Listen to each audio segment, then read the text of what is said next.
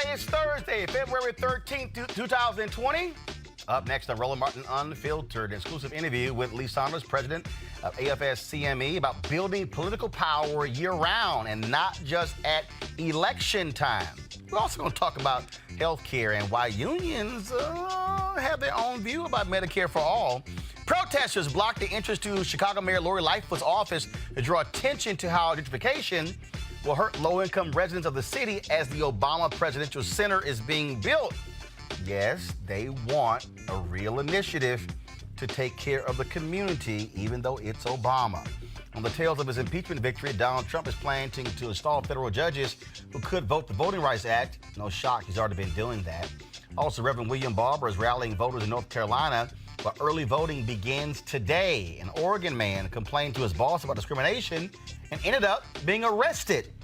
After 25 years in prison for a double murder, a man is freed by an undisclosed letter. Also, an example of some really bad airplane etiquette.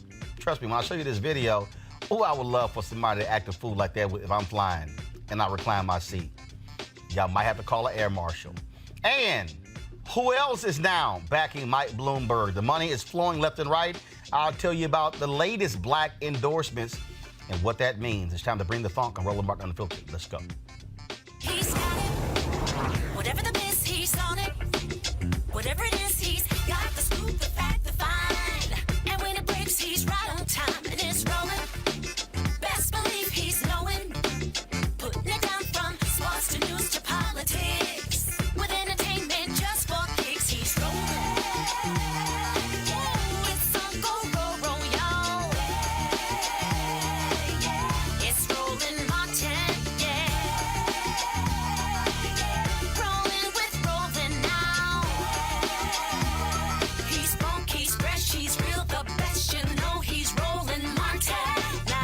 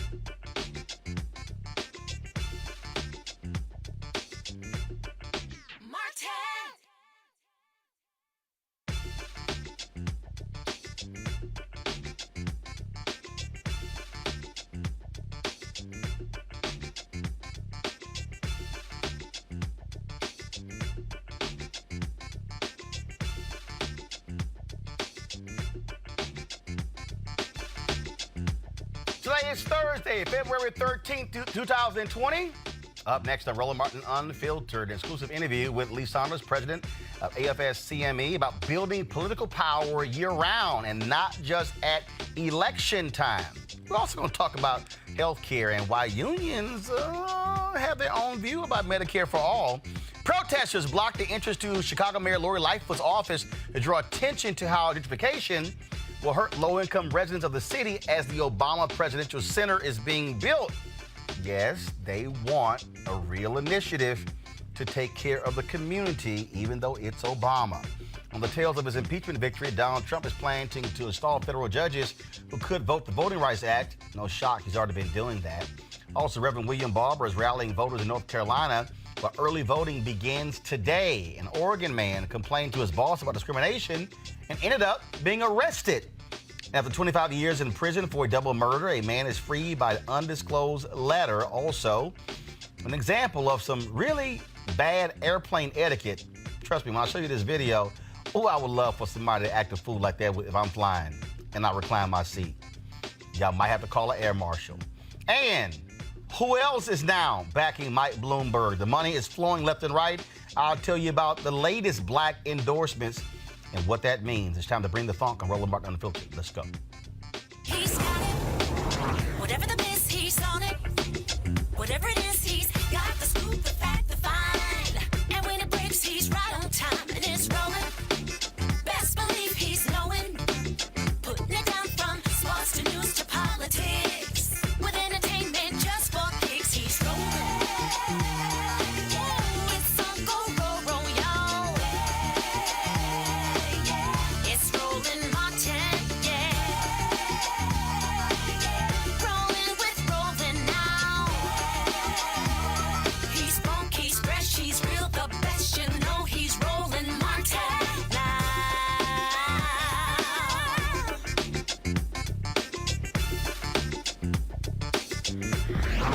Martin. Political engagement shouldn't be a thing we do just around presidential elections. I've been saying that, folks, for a long time. This must be a constant thing. In fact, if you actually read Dr. King's book, Chaos or Community, Where Do We Go From Here? He literally said the exact same thing. He wrote that in 1967, that you have to have year-round engagement around the issues that matter. Well, AFSCME has partnered with Black Leaders Organizing for Communities to encourage building power year-round. Joining us right now is Lee Saunders. He visited Wisconsin to talk with some of the organizers there. Here's some of that video, and then we'll come back and chat with him.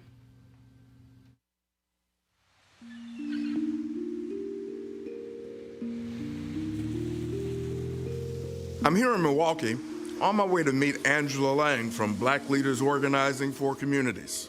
BLOC is a dynamic grassroots organization that is all about building long-term political power with a new vision for civic engagement. Let's see how they do it. BLOC launched in November of 2017 with the idea that we were going to not wait for a candidate, we're not going to wait for a party, we're going to educate our folks ourselves. We're going to empower people, we're going to do year-round civic engagement, we're going to make sure people understand the power that they have within themselves to make a difference in this political system that often excludes us. And you're actually using, and I think you call them ambassadors. Yes. Who go around and knock on doors and listen, not only talk, but listen to the folks that open up that door and want to talk about the issues that confront them. We knew that we wanted to do things differently. So ambassador is kind of just a canvasser with a twist. People see our really aggressive ground game. They see that our ambassadors are deeply trained. They're not just, being transactional. Can you vote for this candidate? Yes or no. It's deeper conversations. It's more meaningful conversations. We were able to do over 227,000 door attempts just in 2018 alone. That's the importance of having, number one, a year-round program where you don't leave, where you don't pack up and leave and then wait until the next election, where you have a presence in the community at all times.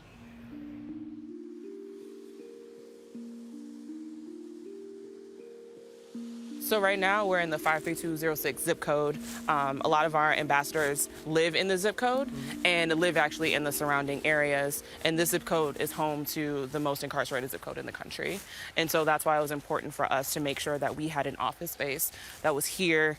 Even though we do our work all across the north side, we wanted to show a little extra love to 53206, just given its challenges. And since you're in Milwaukee, I have some ambassadors I'd like you to meet. That's great. Let's do it. Block did a lot for me. Me coming from the streets, selling drugs, going in and out the penitentiary. It really opened my eyes back up, like, damn, you know, I'm really hurting my community when I could be helping my community.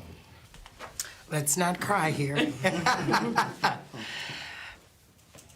Block is the change. I have a term that I use, and it's, this is what the change looked like, and the change is me. Ben was fighting, but it was the wrong fight. Now I'm in the right fight. Block changed me because I was never into politics, and now I'm more down than ever. Well, we won in 2018, right? Scott Walker is no longer around. I mean, that's a good thing. But we also know that that fight and that struggle never ends. We have a proud and rich history with the civil rights movement. Dr. King was closely involved with our union, and some of you know this. In 1968, when he went to Memphis, Tennessee, those sanitation workers were represented by AFSCME, Local 1733. And everyone in this room knows the story. He ultimately gave his life supporting those sanitation workers. Dr. King understood the connection between economic rights, labor rights, civil rights, human rights. You're doing the work that Dr. King believed in every single day that he gave his life for. You're reconnecting with your communities. You're knocking on doors. You're not only talking with folks and sharing information with them, but you are listening to what they have to say.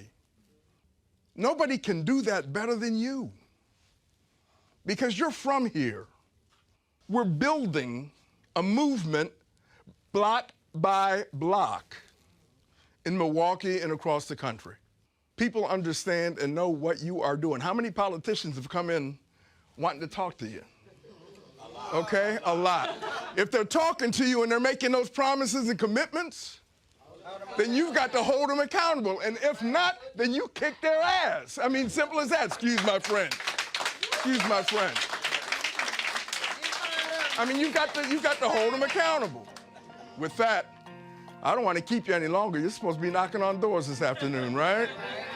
But I just want to say thank you on behalf of the 1.4 million members of AFSCME, and let's get the job done, okay? Let's get the job done. Thank you very much. Thank you.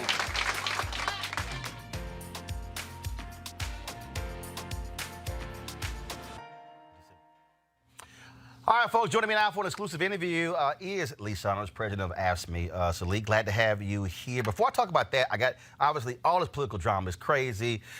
The election was going on, Iowa, New Hampshire. Now you got Nevada coming up. A lot of people, they really upset with Bernie's people attacking the culinary union because they want to endorse him. When you were at the CBC Leadership Summit, when healthcare came up, you talked about that, and there's all this sort of back and forth, Medicare for all. But a lot of union folks who are going, wait a minute, hold up. Now we busted our butts for the health plans now. What do you make of just how this issue has now become so contentious with Democratic candidates and labor unions who historically are supporting Democrats? Well, this is my response, Roland. I think that we've got to stay focused on what's happening. And all of the Democrats are coming up with programs either to build upon the ACA, Obamacare, or to talk about Medicare for all and single payer. All of those things that would be beneficial for working families. Right. Whether it's having health care affordable for families or providing health care for all across the country. And we're one of the few industrialized countries that don't do that. Right. Okay? Now, you look at the other side, and the other side is they want to tear ACA apart. No, they want to abolish it. Benefit. They want to abolish it. They want to tear it apart. They want to abolish it. And they want to start from scratch, and you don't even know what they're talking about because they don't have a plan. But they haven't offered anything. They have no plan. So my point is, we're a union that supports Medicare for all. But our members support affordable quality care for all and health care for all. Now, you've got to sit at the table and talk about how you get that done. Right. And what you improve and how you can improve upon what exists currently that has gone a long way to improve health care in this country. I don't want to get into a battle. You know, we can do that later. All right, but right now you're faced with two issues. You got to win. You got to win, and you've got a clear choice. Somebody that wants to go backwards and take health care away from you, reduce the kinds of benefits that you've been getting that ACA called for, or you build upon that program and talk about how we can improve the system. And I had to remind people that when you saw the polling numbers of the people who were against the Affordable Care Act, it was not all people who were against the Affordable Care Act. There were people who were progressive who actually wanted something bolder than the Affordable Care Act. The problem is when you were watching television, they kept lumping it together versus saying, okay, old folks, here's the percentage of people who do not support the Affordable Care Act. But here are the people who actually support it, but they want something as larger. That's why when you saw a majority of Americans not supporting the Affordable Care Act, it was Republicans kept saying, see, majority of Americans. No. That's not what that number was. And that was something that I kept yelling at the screen with these media people who were not saying. So you're seeing this play out right now among Democrats where you have people who have differing views on, yes, is it Affordable Care Act? Is it public option? Is it Medicare for all? So the reality is you're actually on the same side. It's just a matter of what can you actually get past? And how you get there. How you get there. And again, we've got to keep focused.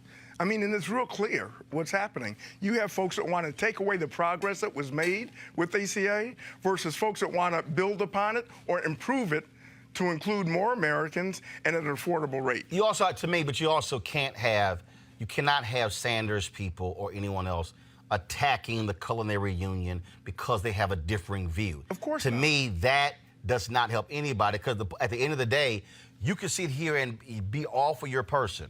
But that means nothing if your side loses. And the campaign came out and said that they did not mean to confront those culinary workers because, let me tell you something, they spent a lot of time, blood, sweat, and tears developing that health care plan that they all rely upon. So you can't attack them by saying, you know, you're wrong and you've got to accept this. I mean, they believe in this plan, but you can work with this. You can work with them. Don't attack them. I mean, we've got to be on the same page at the end of this process. Right, absolutely. So let's talk about this initiative here. I mentioned in the intro. Again, if you read Chaos or Community, King understood you cannot achieve results if you pop up, then it goes away, then you pop it back up. No, it has to be a sustained movement. That's not only registering people, not only getting to the polls, but as I keep saying, the election is the end of one process, the beginning of another. Once you vote, if your person gets in, now you got to make sure they do what they said they were going to do. And if your person didn't win, you were still a constituent.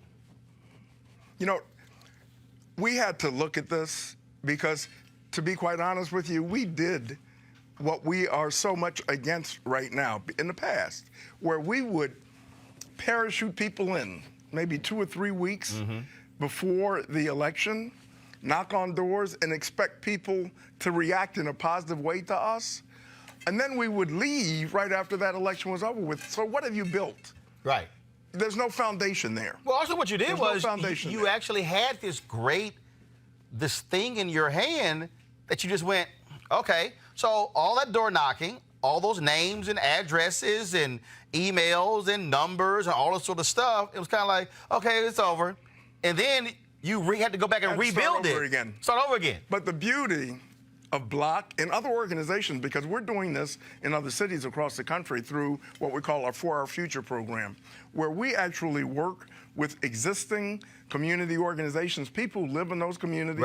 We send them through a pretty strong training program, and they get on the doors and they talk about the issues that people care about. Not only do they talk about the issues, but they listen to what folks have to say when they're knocking on those doors. Well, and they are doing this That's the Ella Baker model. They're doing this year-round. Well, that's the Ella Baker model. Ella Baker's whole deal was she did not believe and she disagreed where she and King differed a whole lot. She disagreed with parachuting in. Her deal to SNCC folks were, trust me, they don't have a lot of education, but them black sharecroppers, they know what they're talking about. Go in, listen to them, and say, what do y'all want to do? You know, we had a session, and you saw it on the video, where we sat with a number of the block, and they don't call them organizers, they call them ambassadors, okay? And I learned about their history.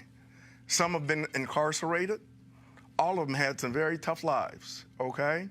But they got and they grasped what Block was doing, and they wanted to be a part of it, and they understood the connection that they could make with their sisters and brothers that were living in the same community, but you had to reach out to them. And you continually have to reach out to them. It's not every 6 months.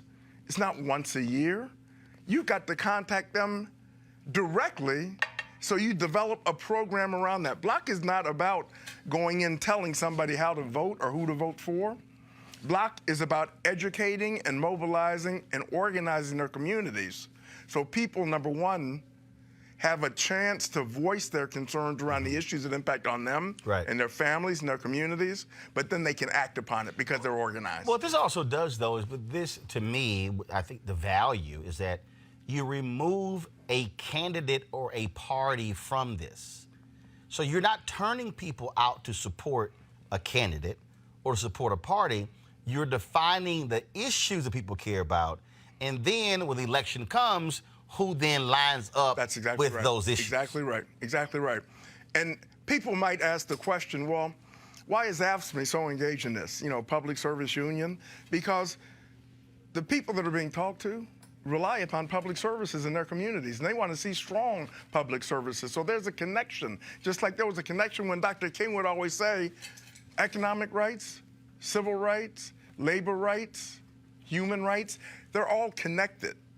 They don't stand alone, they're all connected. And what we do is bring all of those rights together and talk with folks so they can make up in their own minds what needs to be done in their own respective communities. And let me tell you, when you give people those tools and you listen to what they've got to say, they make the right choices. When I was in Ghana, I was there with Desmond Meade and Sheena Meade behind Amendment 4 in Florida. And one of the things that Desmond said was that here they had this whole infrastructure, all these people who were surrounding, obviously, Amendment 4, but then they were able to then send their people out into those public housing complexes, into those community centers, into those neighborhoods, and same thing, talking about the issues, and then they begin to impact other elections. And again, that when you use the word organizer, okay, the root word is simple. Organize. You cannot change something where it's just sort of haphazard and it's every now and then. Yes, you have to actually organize people, house by house, street by street, block by block. Yep. I mean, that's this ain't rocket science. And I think what happened was, for so many political campaigns, they got so caught up in run the TV ads, run the radio ads, and send folks in 2-3 weeks out, and then you wonder why people are disengaged. And it doesn't work, and we've got proof that doesn't work, that model doesn't work. If you look at 2016, before this program, before Block was in place, or before we had any other programs in place, in 2016, folks in the black community, the voting percentage was way down. Right. Way down in 2016. Block started up really from For Our Future after 2016 and then turning into Block. In 2018, the community was engaged, the community was organized, and they were educated. And I will say this, if it wasn't for Block, we may not have won the governor's race in 2018 in Wisconsin. Right. But there was a clear choice. There you go. Right? And they knew what the issues were. They understood those issues, and they voted based upon the education that they had received and what they believed in and what they thought would be beneficial for their own communities. So that just proves that this works, and we're going to continue to do it. I got a column today, a couple more questions for you. I got a column today, my email. Here, go to my iPad, from Latino Decisions. And the headline is called Apathy in Texas. And in this piece, they talk about the fact that you have 2 million eligible but unregistered Latinos in Texas. Now, the reason, and they say in here, based upon the numbers or whatever, what it would take, they say it probably will take an investment of about $40 million. But what they talked about was how you're going to have to organize them. As they say, it has to be a census-style effort. And they say voter registration groups on the ground in Texas tell me it costs between $10 and $30 to register each new voter. If we assume a $20 average, roughly 40 million is needed to register the 2 million remaining unregistered Latinos. Now here's what's interesting, as you're describing Block. 2012, Obama beats Romney. I'm waiting to go on CNN, and then Congressman Chris Van Hollen, now Senator, he's over the re-election campaign for the House Democrats. And I bring up, at the time it was 2.1 million eligible but unregistered. I bring up 900,000 in Georgia. And I say, look, there has to be a massive investment. You're gonna have to move people in and build within communities. And pretty much was kind of like poo-pawed it. And I said, dude, that right there flips the state. I said, you don't have a single Democrat elected statewide in Texas. I said, if you look at the numbers, if you take a 70-30 split, I said, you don't even need the 2 million. If you only do half of this, Republicans win in Texas by around 250,000, 300,000 votes. I said, you do half of this, you flip the entire state. But that's the kind of long-range thinking that people are going to have to use. They're going to have to get out of this the next campaign thing and go, no, you have to look at this thing as a long-term plan and not just the next election. And let me say this. We are not declaring, meaning my union, ownership over this program. We want more people engaged in this. We need more resources so we can have these community organizations coming up, so we can mobilize the folks in those communities to do exactly what you said. And we know that it makes a difference. All you have to do is look at what happened in 2018 in communities that were educating and mobilizing in this fashion. We've got to do the same thing. We can't turn backwards now. We've got to do it for 20 and 22 and 24 and beyond. That's the way that you truly engage our communities across America. All right, then. Well, where can people get more information if they want to look it up? Where do they go? They just need to look up Block, or they can get in contact with our website, AFSCME.org. And it explains what we're doing and what we're trying to do with the number of programs that we're investing in. And we're asking people to take a look at it. And if you've got some resources to help out with these programs, because that's the way that we can win. All right. Lisa Holland, I appreciate it, man. Thanks a lot. Thanks for having me, man. All right, okay. Then. Got to go to a break. When we come back, we're going to talk a number of things. Mike Bloomberg, black endorsements. We're going to talk about the presidential campaign. All of that next. Roland Martin Unfiltered. Back in a moment. You want to check out Roland Martin Unfiltered? YouTube.com/Roland S. Martin. And subscribe to our YouTube channel. There's only one daily digital show out here that keeps it black and keep it real. It's Roland Martin Unfiltered. See that name right there? Roland Martin Unfiltered. Like, share, and subscribe to our YouTube channel. That's youtube.com/Roland S. Martin. And don't forget to turn on your notifications so when we go live, you'll know it.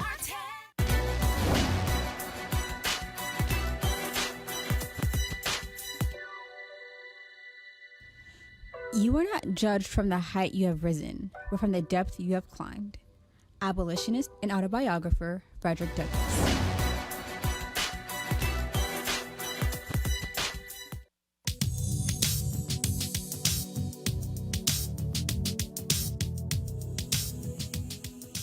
Hello, I'm Dr. Avis, and this is Black History Month. Now, I know at this time of the year, we typically look back at those important historical figures that have made a substantial dent in American history or world history or specific occurrences that relate to our advancement as a people.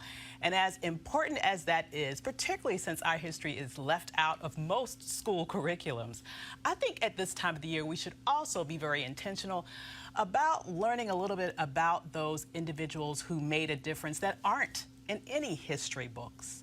Each of us have people in our families that paved a way for us to achieve what we have achieved today.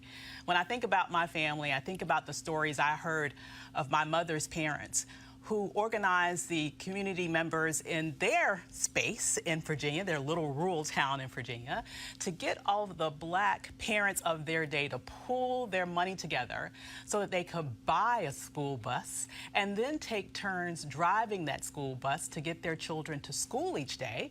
Because when my mom was a little girl, the segregated state of Virginia did not provide transportation for Black school children. And I know that we all have stories like that.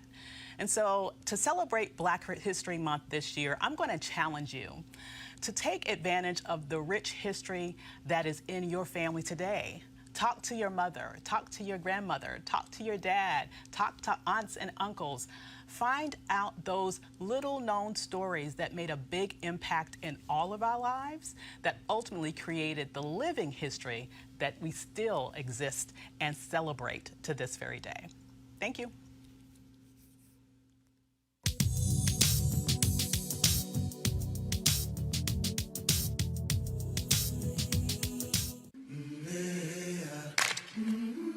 I've been walking with my face turned to the sun.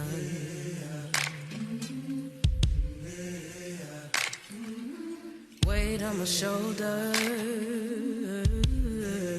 a bullet in my gun. Oh, I got eyes in the back of my head, just in case I have to run. I do what I can when I can, while I can for my people. While the clouds roll back and the stars fill the night, that's when I'm gonna stand up, take my people with me. Together we are going to a brand new home, far across the river. Can you hear freedom calling, calling me to answer? Gonna keep on keeping on. I can feel it in my bones. I'm gonna stand up, take my people with me. Together we are going to a brand new home, far across the river. I hear freedom calling, calling me to answer. Gonna keep on keeping on. I can feel it in my bones.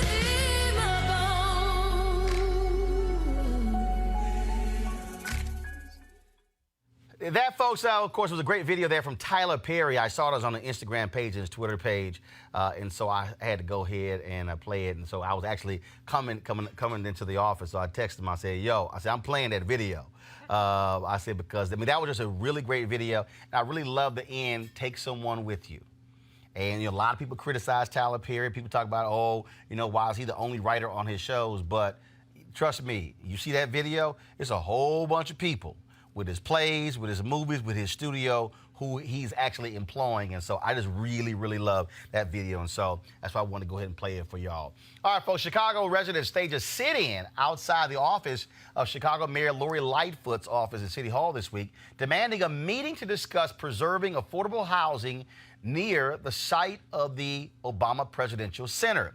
Organizers are demanding 30% set-asides for affordable housing stemming from new development and for all redeveloped city land to be 100% affordable. Joining me now to talk about this is one of the organizers, Ashley Giles Perkins of Black Youth Project 100 Chicago. Ashley, how you doing?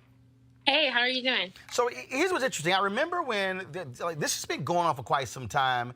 And I remember reading a story either in the Sun-Times or Chicago Tribune where some of the Obama people were not too particularly pleased by saying, well, it's all these different organizations, who do we sign community agreements with? You got the Woodlawn Association, you got others there as well. Right. You had another group, of course, who's been fighting the center completely. They don't want them to touch Jackson Park, to do this Tiger Woods golf course and all this sort of stuff along those lines. With all of that, how are y'all trying to ensure that you're having sort of one voice, one mind in terms of dealing with this, as opposed to having this group and that group and this group and that group all vying for this project or this agreement? Yeah, I would say that there is one group, and I would call us the coalition members, as the Obama Community Benefits Agreement Coalition, and that is made up of, I'd say, 6 or 7 core groups. And then there are the allies, so other people that have signed on to the platform. So I got involved with the campaign through Black Youth Project 100. I'm one of the Chicago chapter members.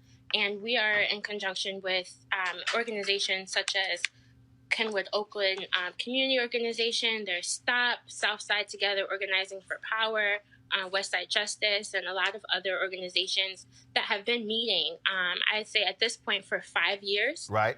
This is the group that put together the original petitions. This is the group that helped to get the referendum on the ballots. This is the same group that has been meeting monthly, if not weekly, to write the ordinance. And through the work of nonprofit lawyers, such as Chicago Lawyers Committee, be able to introduce that into City Council, where it's been sitting now since July.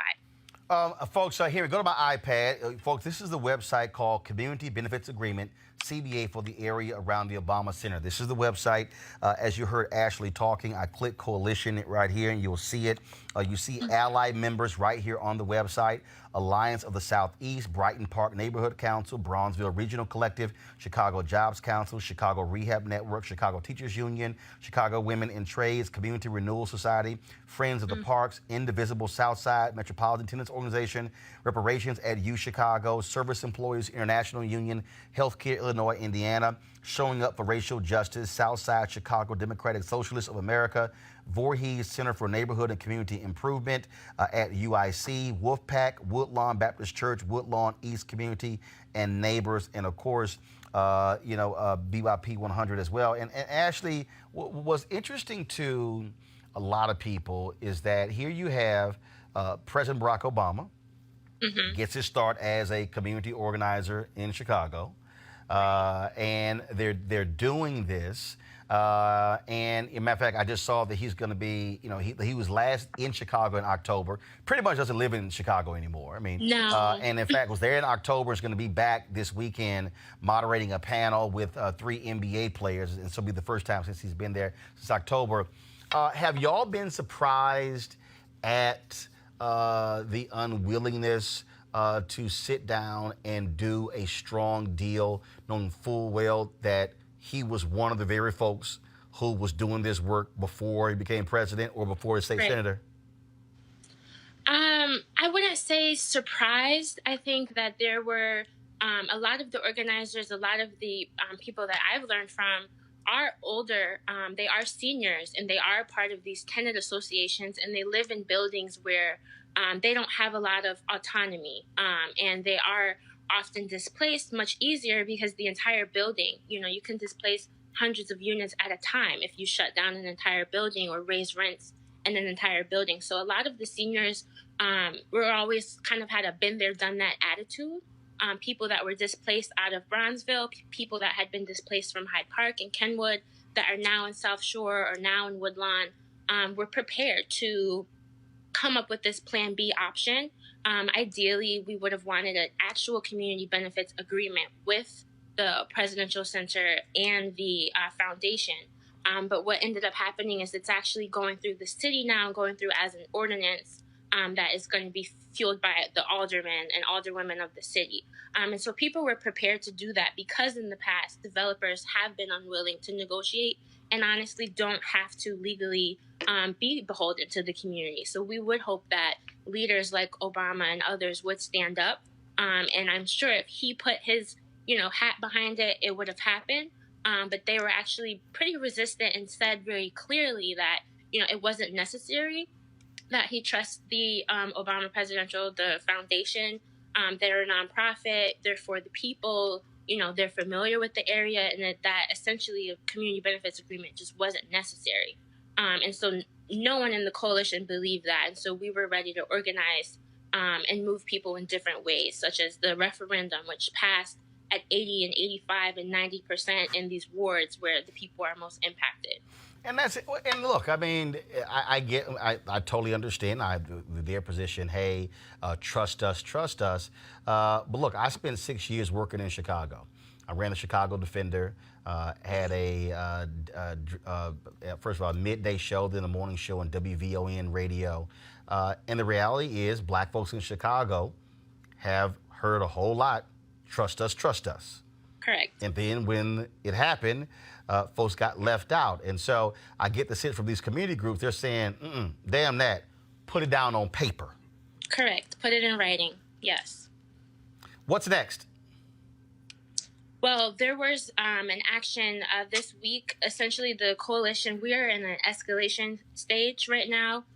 We introduced this, as I said, back in July. And to date, it has never been on the agenda in the Housing Committee. There's no way for it to ever reach the floor of City Council if it doesn't get through the committee. So we did some actions in the summer, such as having a kind of a walking tour with the housing chair, going through the area, walking him through the history, having them meet with residents and look at historical sites and landmarks that are within the region that would be impacted. We have been meeting with different groups. The city has been having meetings that we've been either invited to or maybe not invited to attend at all. And so at this stage, we have shifted to the mayor, who we believe has a lot of say-so in what can get happened and what can't happen. The city has responded with their own ordinance that they have introduced. It was going to be called up until the meeting that we had on Tuesday during the sit-in. There was a sit-in just this past week in front of the mayor's office at City Hall, and essentially residents just demanding to be heard, not really in support of this city ordinance. There's a lot of things missing from the ordinance. Some of the most crucial things, such as different set-asides, some of the things that they did put in, like tenants' right of first refusal, is nice on paper, but if people don't have funds for it, it's not as effective. We really feel that city land should be set aside affordable. We believe that some of the terms that the city is using, affordable is in air quotes, and really when you look at the median income of the area, it's $23,000. And the city has set their base at $40,000. That's already a huge gap, and for that to be the minimum, and then for them to base rents off of that price, it's already unaffordable for people who are currently living there.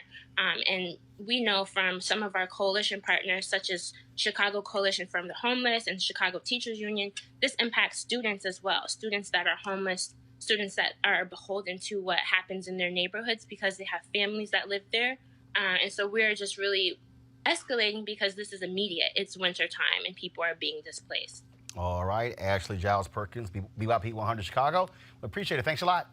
Yeah, thank you so much. All right, I want to introduce my panel, Erica Savage-Wilson. She, of course, with the Savage Politics podcast. Also, Dr. Greg Carr. He is Chair, Department of Afro-American Studies, Howard University. Reese Colbert, Black Women's Views. All right, folks, let's do this here because actually I want to combine the discussion with Lee Saunders and AFSCME and this discussion. I mean, this is what organizing is supposed to be about. Absolutely, yeah. I mean, they're going through their aldermen. They have a specific agenda, specific requests, and that's how you try to get stuff happen. I mean, at the end of the day, the city officials are going to put forth their own thing, and that's going to pass or not pass based on the pressure that these folks put forth. But I think this is a prime example of the importance of actually having skin in the game and getting in there and trying to advocate in a number of ways, not just protesting, but actual partnerships with elected officials. And look, bottom line is their whole deal, this whole idea, trust us is like, nah. I mean, it might be Obama, but no, we ain't playing that trust us game. No, and Obama knows better than this. He made his bones in so-called community organizing. But the history of this country is the history of urbanization and suburbanization.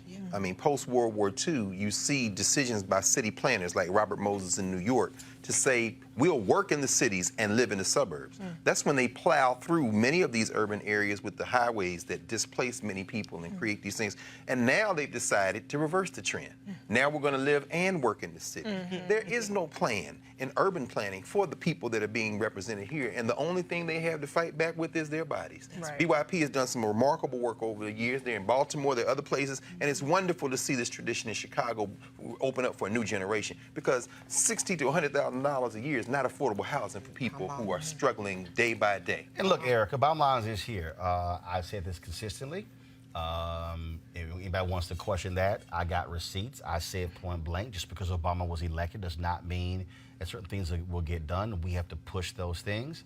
And I think that for far too many of us, we were the only ones who stayed at the inauguration parade for 8 years. Everybody else left. We were still just in awe of a black first family. And the reality is there were things that African Americans did not advocate for and push President Obama to do like other groups did. What these black folks and others in Chicago are saying is, look, we love you, that's great. The idea of this presidential center, they see what's going on. It's going to be development all around it. They know it's going to mean housing. It's going to mean businesses. This whole idea. And look, I'm a golfer. I played at Jackson Park. It needs to be improved. So to have Tiger Woods coming in talking about, hey, I'm going to develop in the city this 18-hole championship course. People who are golfers there, especially a lot of the older golfers, don't want to be priced out. Having to pay $80, $90 a round. So you have to figure out, what do you do for those folks as well? But I'm with them. No, you got to put this on paper. We ain't just going to sit here and play the trust us game. Absolutely. And then we also have to look at, too, the 2017 Tax Cuts and Job Act, right? That opened the door for opportunity zones. So you had governors that said, listen, we're designating 25% of our lands to whomever would like to come in with their capital gains tax and make an investment, right? So what I love what these groups are doing, because this does show the power of grassroots organization. This does show the fusion of that, also with protests merging together for people who are about doing the work, as when you spoke with Mr. Saunders. And that's what's important. People thinking that Twitter, social, all these other platforms is a form of activism. Seeing what these young people are doing, seeing what Black is doing, that is actual activism. It is a 7-day-a-week job that actually is embedded in the community, and it informs people. And what I found interesting about all of this as well is that when you're talking about being priced out, I'm thinking about that gentleman that was interviewed a few weeks ago when they were actually excavating the homeless from K Street, who said that, listen, if you don't have $80K, you cannot afford to live in D.C. Exactly. In this piece that you sent us, Roland, you're talking about there was a line that said lower income people being folks that are making $60K and below. Exactly. For $60K to be considered lower income, there is definitely something for everybody to do in this moment in time. And I'm just going to continue to say it every day. Everybody, welcome to the civil rights era of your time. There is a lot of work to do. Come on, Eric. And a lot of feet and a lot of hands and places to go. And that's why what AFSCME is doing with Block is important, because again, and people say, okay, you say this sort of stuff, but no. Look, I've taken the time not just to listen to a speech or see a quick video. I go beyond the Black History in 2 minutes videos that Skip Gates is doing. Yes, sir. Yes, and I've sir. actually taken the time and said, no, how do you study the movement? Like literally reading. Y'all, if y'all go to YouTube, I want you to go and watch my interview with Dr. James Lawson. It was Dr. Lawson who was the one they were behind the Nashville movement. And what he said was this here. He said, we spent 3 months solely discussing why we were doing this. Right. Then they spent 3 months discussing what we wanted to do. Come on. Now today, groups get together, and within an hour and a half, a website's already up, a Twitter account's already been open, and then all of a sudden we can call this person, we can align here, let's throw this event, all in the first hour and a half. That's right. But the reality is, you have to be thinking long term, and that is the thing that when you study these movements, when you study, okay, what are we going to do on Saturday, but what's going to happen on Monday, then Tuesday, then Wednesday, then the following 2 weeks? How do we now get allies? How do we now build this? And I'm telling you right now, if they are not doing what they're doing, Yeah. you're going to see massive expansion on the south side of Chicago. No question. But I need people to understand also when y'all, because I think they're also part of the problem when y'all hear south side, is you have to understand this as well. See, this is why I need a whiteboard. This is why we need a whiteboard. Yeah, you do. I'll just use so what you have is you've got downtown Chicago right here. You've got Bronzeville right here. Then you go from Bronzeville to University of Chicago. Right. Okay, some of y'all missed that. Downtown Chicago, Bronzeville. All this is South Side. Then you skip over to University of Chicago. So you have all of this massive development around University of Chicago. You're like, Right. No whoa, question. what I just come into? No question. And then you start saying, okay, so what's in between Bronzeville, University of Chicago? Yeah. And then what's beyond University of Chicago? And then how does stuff look? And that's what's happening here. Yeah. So what they don't want is, they don't want this Obama Presidential Center to actually, essentially, be connected to the University of Chicago, and all this other stuff in between gets left out. Right. They want, because if you study in Jesse Jackson Jr., and this is, again, I don't care what nobody say, I spent time with him, the brilliance of Congressman Jesse Jackson Jr., O'Hare Airport. Right. The reason he was fighting for that third airport on the south side of Chicago is because he understood how that airport drove development in a 50-mile radius. Exactly right. That's what O'Hare did. This presidential center, world leaders will be coming in. Oh, yeah. No question. Where will they be staying? Where will they be visiting? Where will they be eating? All those things that go along with it. Thousands upon thousands. You look at the Smithsonian Museum here, National Museum of African American History and Culture. Yeah. The most visited Smithsonian Museum in the nation's capital. Yeah. Right. I can guarantee you, when this presidential center is done, it's going to be huge amounts of traffic. Where are they going to sleep? Where are they going to eat? All the different things on those lines. And these folks are saying, don't price us out. Don't have a whole bunch of $200,000 and $300,000 and $400,000 condos. Yeah. And then now you're basically forcing us where we got to go to south suburbs to go to Harvey and all the rest of these places Further downtown. in the area. Yeah. That's what they're fighting for. That's right. And I went to, I lived in Bronzeville. I had a condo in there for a couple of years before I moved out here.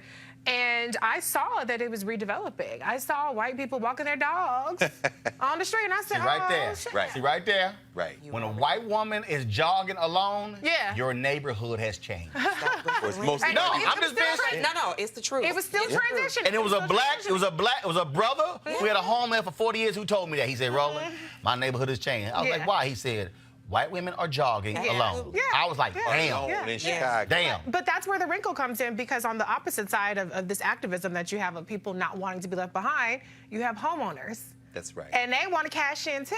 They don't want to have their property values depressed. And I'm not defending them. I'm just saying this is the reality. This is the other side of the coin.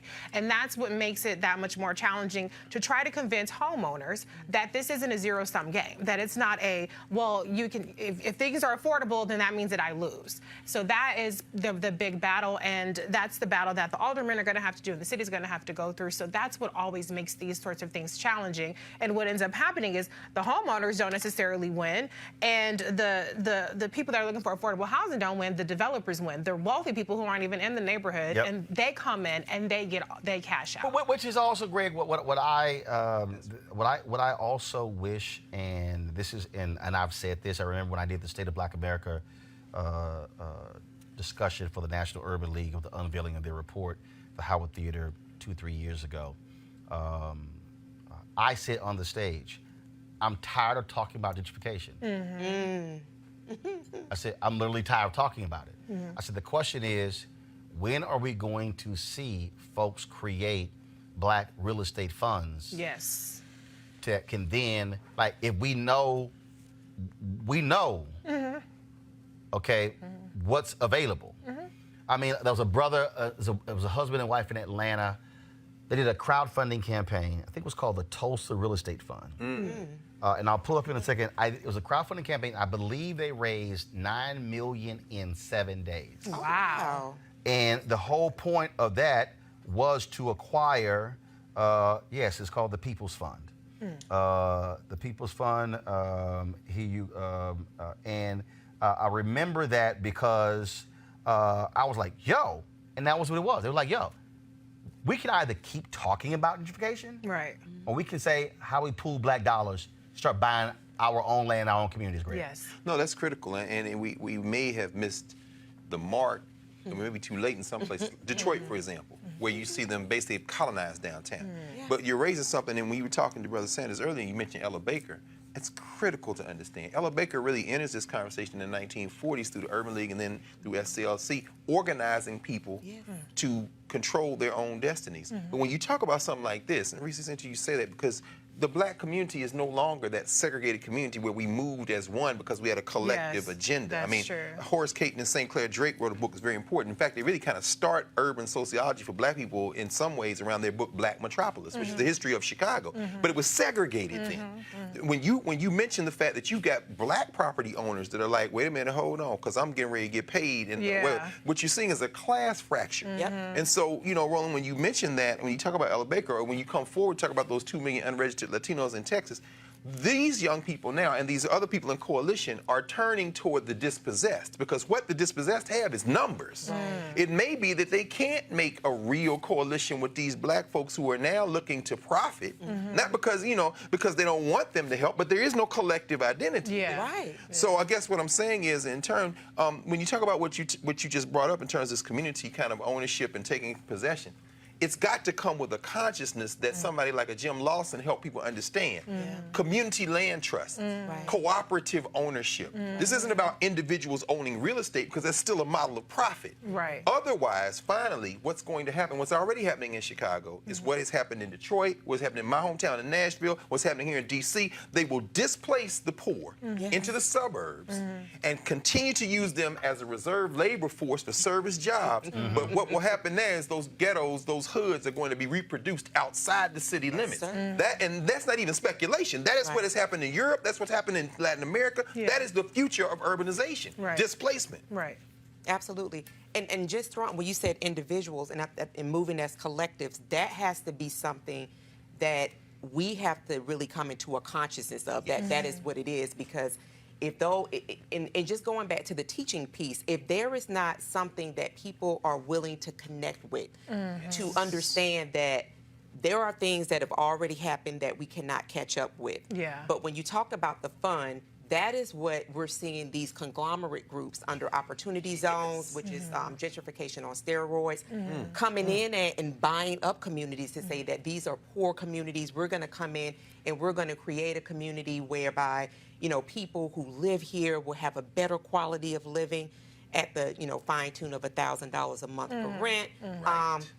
But they're making these decisions with little input for the community. So I think that the two things that have to happen is that the individualism has to die, that collective piece has to raise together, and then that there also has to be an appetite for the model of teaching so that people understand that these things do not happen at the same speed of technology, that they take time. And the more that we hear things, the repetition, understanding the language, then we can move at a place where we actually do see some gains. Absolutely.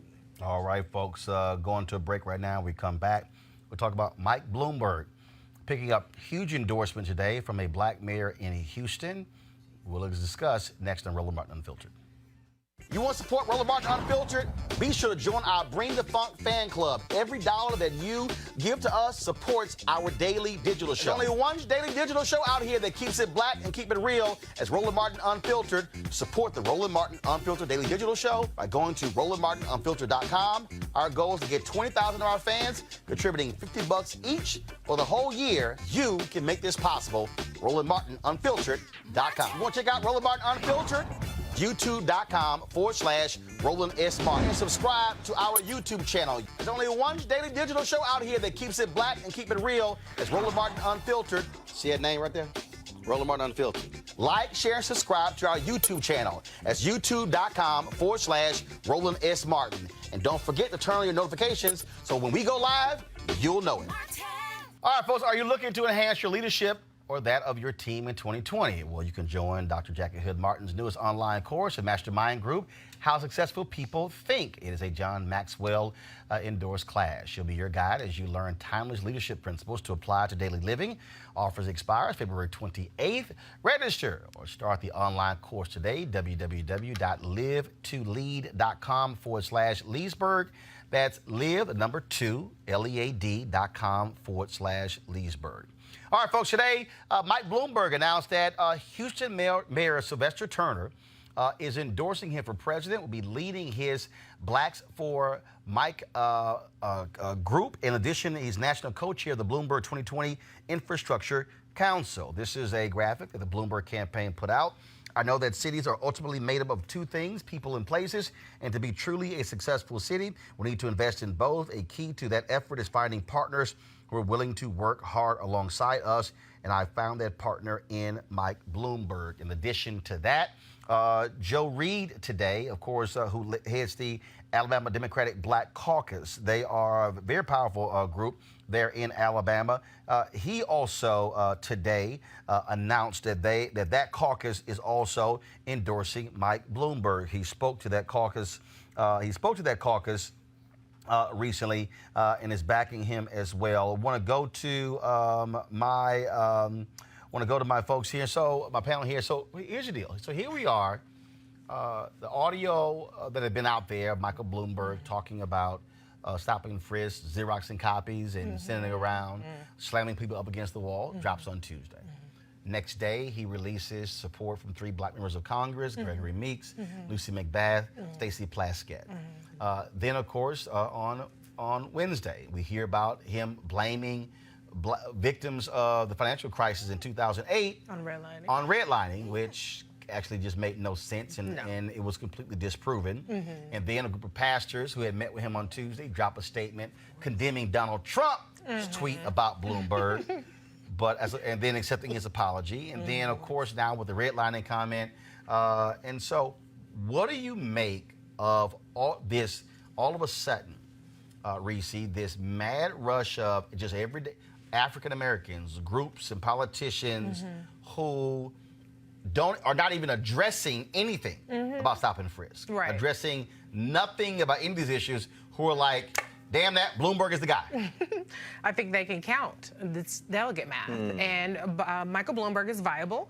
He is very generous in terms of funding political campaigns and different causes. And he's increasingly becoming more of a contender in this. And so this is politics. People have to pick their poison at this point. And people might be mad at that, but that's what I see with the field that's left. And so I think that, each person has their baggage. I think that Michael Bloomberg's baggage is deplorable, but can he get past that baggage given the financial resources that he has, given the staff that he has, given the data operation that he has? Likely, but I did hear him on MSNBC today, and I was appalled at his, response. I'm like, you have all these smart people working for you, have all this money, and you cannot competently answer these questions about these comments in a press conference. I don't think he's going to be good off script. I would have expected him to do a speech and, lay it all out there, and he doesn't seem to be, going that direction. So I think that, depending on how he handles it, it'll be more of an issue than not. But he has so much money. I'm driving into work at Russ Parr, and you hear 3, Michael Bloomberg ads. He's acknowledging his white privilege, and then he's talking, he has all these things working in his favor. And if you're going to hitch your wagon to somebody at this point, then why not go with the person who has money? I know that's cynical of me, but I'm just acknowledging the politics of the moment that we're in. But Greg, what's interesting to me is literally no addressing of it at all. Yeah. I mean, it's like, okay, I'm in. And the thing is, if you begin to break this thing down, and look, if you begin, first of all, I'll come into this, but we begin to break this thing down. I get you're not sure. But 2 states have voted. Just 2 states. Sure. Bloomberg's not on the ballot. He's not going to be in his first debate until next week because the rules were changed. So he's going to be on the stage February 19th in Nevada. Then 6 days later, February 25th, the CBC debate and CBC Institute debate, Charleston, South Carolina. He has virtually done no interviews. No. Is not doing community groups. No. Not doing town halls. No. Not having to answer to the questions. So the rest of these candidates who we've judged, Joe Biden, Elizabeth Warren, Pete Buttigieg, Amy Klobuchar, Tom Steyer, am I missing anybody who's still in? Bernie Sanders. You look at who's dropped out, Kamala Harris, Julian Castro, Beto O'Rourke, on and on. They all went through the meat grinder. Not so much on race. Not so much on race. No. But they all went through the meat grinder of On having everything else. having to do interviews, Yeah, having to oh, do yeah, town that part, yeah. halls, having to go before. He's like, yo, I'm flying 30,000 feet. I'm just going to just drop. Yeah. And folks like, okay, I'm down with you. Yeah. Why shouldn't he, though? I mean, I agree with you, Reese, everything you said. I mean, Michael Bloomberg, the party is turning its lonely eyes to Bloomberg. What do we mean? I mean, you know, Buttigieg is done. He passed the 2 white primaries. He's not going to put a dent in that black vote. Klobuchar, I think they're trying to keep viable. MSNBC should sign on as an unofficial member of their campaign, her campaign, to kind of see if they can get her passed. Warren is hemorrhaging. She took bad advice. I think a lot of those Obama advisors with her gave her bad advice. Sanders' support is solid, and it could expand. He's beginning to make some inroads in the black. He's around 20% now, a little bit above the national polls, and he's making some inroads. But here's the thing with Bloomberg. Bloomberg is relying on American politics. As he said, this is real politics. We're talking about low information voters. We're talking about mayors that he basically bought over the years. And so I'm a big fan of Mike Bloomberg on one point. He's attacking the hell out of Trump. And if he would, Mike Bloomberg needs to write that $40 million check you talked about with Sanders and register these voters in Texas. If you're serious about defeating Trump, because at the end of the day, black people understand better than anyone in this country, this man got to go. And we really don't care whichever one of you it is. And what I think we're beginning to see finally is some of these black politicians who have been, you know, subsidized by Bloomberg over the years are trying to get ahead of where they think the Democratic Party is going to be, because whether it's Stop Bernie or whether it's Beat Trump, people are nervous now. Joe Biden is basically out of it, and Bloomberg is sitting there understanding that people not watching debates. Bloomberg gonna get on the stage in Nevada and embarrass himself. Why? This is not a guy who can debate on a stage and come across with anything like that in my mind. But also, let's just be clear, a very rich dude who runs his own company, he ain't used to being challenged. No question. And coming to your point about that news conference, you can tell he was, I'm gonna pull up in a second, he was kind of perturbed, you know, Erica. In fact, before I do that, we mentioned the redlining. This was the video where he was talking about the issue of redlining. Check this out. You've made some reference to the elements that led to where we are today. Could you go a little bit deeper and tell us from your perspective, how did we get here? What are the root causes of the crisis that you can go back. I would say it probably all started back when there was a lot of pressure on banks to make loans to everyone. Redlining, if you remember, was the term where banks took whole neighborhoods and said, people in these neighborhoods are poor, they're not going to be able to pay off their mortgages, tell them your salesmen don't go into those areas. And then Congress got involved, local elected officials as well, and said, oh, that's not fair, these people should be able to get credit. And once you started pushing in that direction, banks started making more and more loans where the credit of the person buying the house wasn't as good as you would like. Since Erica, bottom line is it's simply not true. Right. And again, it drops on Wednesday, and some people, all right, cool, I'm endorsing. Right, and I think the other piece that we're seeing is the failing of the Democratic Party. Had the Democratic Party been making a more substantial investment in its base, which are black folks, period. I'm not using the term POC. I am saying black people because that is the base of the party. Had the Democratic Party been doing that work, I don't think that we would see the level of desperation and the openness to really accept what is considered to be, well, our best chances. Because one of the things that strike me is that for us, there is no plan B. Trump has to go. Come on. He is at 188 judges, and they're pushing, his supporters are pushing for more Ninth Circuit judges to be appointed.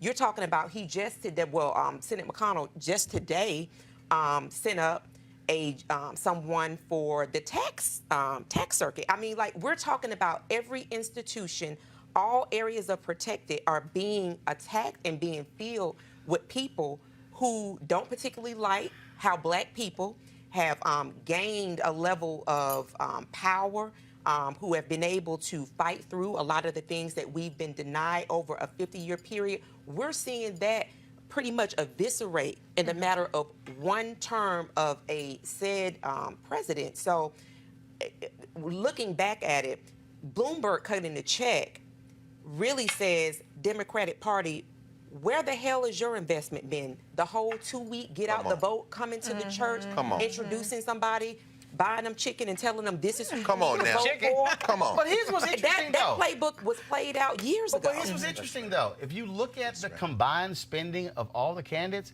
they've actually spent about the same as Bloomberg. What I'm trying to understand, But they spent it in the white states. Well, no. What I'm saying, no. When I say combined, I'm talking about staff. Right.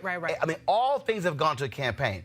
But as I listen to these Democrats, like, yeah, he got the money to do it. I'm like, Obama raised $1.2 billion. Yeah. Hillary raised $1 billion as well. So this idea that, I mean, they make it sound like, man, we only got about $50 million, so I don't know how we're gonna do this. It is as if you can't raise money. It is as if folks are like, so it's like, hey, let's turn to the dude who's a billionaire. And look, I totally get it. First of all, there are numerous other races where rich people have run. They put their money in. That's what he did in New York. Hell, you had Calvin Butts, Abyssinian Baptist Church, who was going to endorse William Thompson for mayor of New York, who said it publicly. But Bloomberg gave Butts Development Corporation $1 million for their programs, and Butts then turned around and supported Bloomberg. Yes, sir. Civil rights groups were quiet as all get out. Okay, all of them. Quiet. All those Black civil rights leaders in New York City, they were all quiet. Preach. When Bloomberg changed the rules to seek a third term. The city charter, brother. A third term. A third term changed the rules. Third term. And was running against a Black man. Come on. Come on. Huh? I thought we cared about Black power. My biggest issue is this here. You wrote the check, man. You cannot let somebody do this and answer nothing, because he's going to have to answer if he wins a nomination. Yeah. Because don't think for a second the Trump people are not going to hit him on stop and frisk. Yeah. Or not going to hit him on redlining. Yeah. It's going to come up. Yeah. But I think, though, that you have the problem, the reason why his money is such an appeal, you have to blame the candidates. Because the candidates are the one that say, we're not going to take PAC money, we're not going to do big money donors, we're not going to do wine caves. Okay, so then now you raise $12 million. He dropped $250 million. So people are like, well, I'm going to go with the person who has the money. They're not thinking about the cumulative impact of everybody. Obama and Hillary, they had a different fundraising mentality than what they're expressing now. Remember, Obama, I'm not going to take PAC money. Then it was kind of like, okay, all right. Yeah. I mean, Obama's with them. Look, there are people who talk about you got to take the money out of the politics. Yeah. But the reality is, the money's in the politics. Exactly. And like I said to Lee, you gotta win, Greg. No. Yeah. At the end of the day, Listen, you gotta win. I don't think, I think again, and it's difficult because, again, we're talking about low information voters. We're talking about carpet bombing on television. Right. And so, I'll go back to Bernie Sanders. Sanders is an irritant in part because he's building an infrastructure where he's got these smaller dollar donors that are giving money. But you have to expand the base, the electorate. If the Democrats are really going to win, and Bloomberg is serious about getting Trump out of the paint, Bloomberg is not going to win the nomination. I don't see that happening. In fact, there are going to be many states where he's going to poll less than 15%. In Democratic rules, you got to get over 15%. to get any delegates at all. Sanders is not in danger of polling below 15% in probably any of these states, which means he's going to be one of at least 2 people above 15%. Right. If Buttigieg doesn't get out, if Klobuchar doesn't get out, if Warren doesn't get out, if Biden doesn't get out, and if the 2 billionaires stay in, Bernie Sanders is the only one who's going to consistently be one of the 2 top 2 finishers. I'm saying I ought to say this. If Bloomberg is serious, then his money needs to go where his mouth is, move some of that money to voter registration, expand this base, and whoever wins, Bloomberg, you stay at the table. Now, you're well, first of all, he's already said, that's what he said. even if I don't win, I'm going to try to put another billion. Well, that's what he said. But well, first of all, I mean, the reason I do believe that, because if you look at the amount of money that he spent in 2018, when you look at what he spent in 2016, I mean, it's there. So I think, so I take him at his word there. But Greg, you said earlier, you said that you think Warren is done. First of all, I was watching. I don't know. I just don't see. I was watching the Young Turks last night, and they were critical of her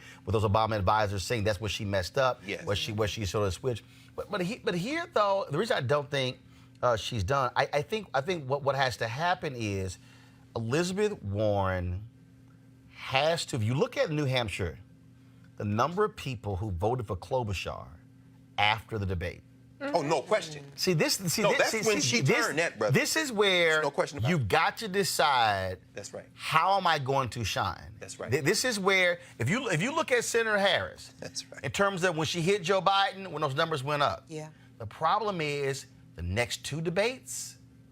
So you take Warren. So what happens? Redlining comments. Bloomberg drops on Wednesday. Warren's people drop this today. The federal government would subsidize a mortgage for you. But if you lived in that house, the federal government discriminated against you and made it almost impossible for many of these people to be able to get mortgages. That is a part of our American legacy that we need to address head on. And we can't just pretend it didn't happen, because it continues to have effects today.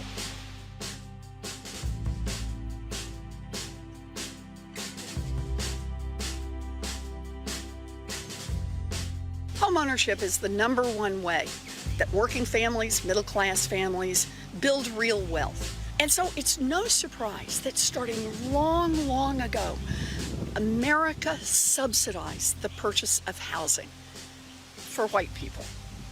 But they discriminated against the purchase of housing for black people. The consequence of that, generation after generation after generation. A lot of working white families had a chance to build wealth, and a whole lot fewer black families had that chance. And that kind of housing discrimination went on in this country into the 1960s. And even today, the consequences of that are still felt. The gap between black home ownership rates and white home ownership rates today are actually higher than they were when housing discrimination was legal in America.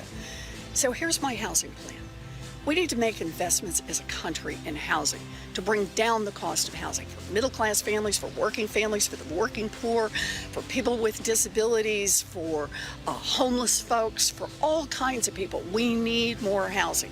So I got a plan for about 3.2 million new housing units and about 1.5 million good jobs to build that housing. But it's got a special section in it that addresses this ugly history of redlining, the one that's still felt today. And it says, if you live in a formerly redlined area and have never had a chance to buy a home, or if you got kicked out of your home during the mortgage crash, we're going to make first-time buyer assistance available to you so you have a chance to buy a home, to get in the game. Because America needs to face up to the things we've done wrong, and we got to start taking some steps toward making it right. That's a nice video. But no. But here's my point. First of all, obviously 2.5 minute video, the role it plays. But again, when I look at the 2 moments where you have to do a contrast, I think Warren's people need to say, Liz, you damn that unity shit. Forget all of that kumbaya. Go on that stage and take all their asses out. and offer the contrast. Yeah. Because I've been in the President Elizabeth Warren. I've had her on my shows. I've been there with her speeches. When she breaks down these systems and the inequality, when she's talking about how we got here, no question. she's more effective to me than Sanders is or anybody else I've heard. She's the smartest candidate in the field. I think the problem has been she disappears in these debates. Oh, yeah. If they don't call on her. And she also, yeah, but here's the deal, though. Yeah. Here's what, to me, you don't have to get called on. Look at the last debate. Hard now, yeah. No, yeah. look at the last debate. Yeah. Tom Steyer didn't wait for the moderator to bring up race. No. But that's not Warren's style. But guess what? She needs to work on. It is. But guess what? She needs to work on that. No, actually, hold up. That is Warren's style. No, that is her style. Oh, okay. But when she ran for the Senate, they were like, no, you can't come across as pushy. No, pull a video of her getting Tim Geithner's ass. Oh, no, that's true. When she was over So my whole deal is, yo, you gotta go for broke. Yeah. You gotta go for broke. It's and true. to me, if she does that February 19th and comes back and does it February 25th and make it perfectly clear that, look, you got Biden down there, you don't know who the hell gonna show up. You know Bernie gonna do his usual yelling. Right. And my deal is there's still opportunity here. Yeah. I go back to 1992, Erica. Bill Clinton lost the first 6 primaries before he won Georgia. Come on. Then lost the next 7 before he wins South Carolina. He won 3 out of the first 14 primaries. I don't buy this whole deal that it's over, no matter how much money you got. Your thoughts? Absolutely, and I think that I think people are tired. So we've had the impeachment. There's been, so to speak, there's been a framing of loss after loss after loss. And so, to your point, if Warren comes out with the fight that's already in her, people are going to be able to connect to say that is my candidate. That is someone that I can work with. To also include that I don't know how many people can actually relate to a billionaire, who can relate to that level of wealth. And even with the people who are black that are endorsing, that's going to be for their own reckoning, right? And she's got to say in debate, right? No, you're wrong. Absolutely. Just like when she turned to Buttigieg, sorry, when she would hit him on that answer he gave. Oh, yeah. I'm sorry, you're running for president. Right. I am sick of all these people saying, oh my goodness, Democrats have a circular firing squad. I'm sorry, if I'm running against the 3 of y'all, let me let y'all know.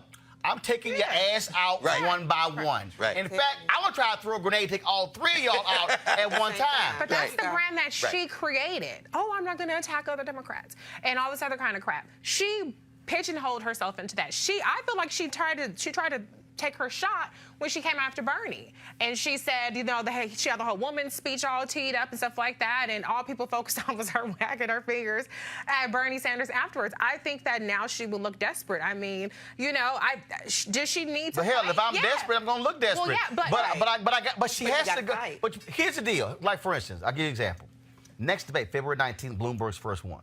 But wait, where are you getting this from? Because what I've seen, he's not a part of the debate. Are you sure that he's in the debate? All right, hold up. No, they changed the rules. Okay. Okay. 800,000. And I've already talked to the Biden campaign. Okay. They plan on going after him in the next debate. Okay. He'll be there. Yeah. So here's what's about to happen. Yeah. Here's what's about to happen. So you're gonna have this debate. You've got Crime Bill Joe. You've got Bernie, who signed the crime bill, Right. And voted for it. Mm-hmm. You've got Bloomberg is stop and frisk. New video. You've got Buttigieg and issues with his police department and black people. And the fire department. Yeah. The black fire chief, too. That's 4. Yes, sir. You got Prosecutor Amy. Yeah. That's 5. And you have Republican Warren. No. Hold on.